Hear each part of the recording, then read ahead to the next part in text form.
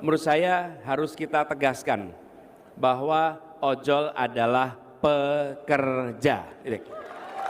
Itu jelas. Jadi walaupun di undang-undangnya itu disebut sebagai pekerja di luar hubungan kerja, tapi disebut sebagai semata-mata mitra saja, itu juga menurut saya tidak tepat. Teman-teman sekalian, kami melihat di beberapa negara, ini praktek beberapa negara, ada yang melakukan perubahan menjadikan mereka sebagai pekerja di dalam perusahaan online. Ada yang menjaga bentuk sebagai kontraktor independen, atau mitra. Nah, di beberapa tempat kita menyaksikan ketika itu dimasukkan jadi pekerja, yang terjadi justru peningkatan biaya, ujungnya justru malah beberapa memutuskan keluar dari bisnis, yang akhirnya malah merugikan. Di sisi lain, independen kontraktor atau mitra, kita menyaksikan mereka tidak mendapatkan hak-hak yang penuh, yang seharusnya sebagai orang yang bekerja.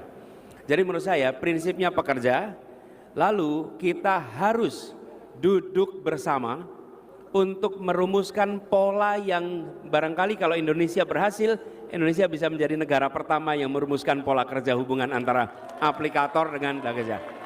Karena fenomena di seluruh dunia hari ini belum ada satu pola yang tepat. Kita harus bekerja bersama. Tapi apa prinsipnya? Menurut saya negara harus hadir untuk membantu memberikan jaminan kerja, jaminan kesehatan kepada semua yang bekerja di industri online, ojek online ini. Harus. Bahkan kalau dalam catatan kami, semua regulasi yang terkait dengan ini harus disiapkan oleh Kementerian Tenaga Kerja. Kementerian Kerja tidak boleh absen, justru harus hadir dan menyusun regulasi untuk para pekerja online. Lalu yang tidak kalah penting, saya membayangkan dibuatkan semacam BPJS Ketenagakerjaan khusus ojol.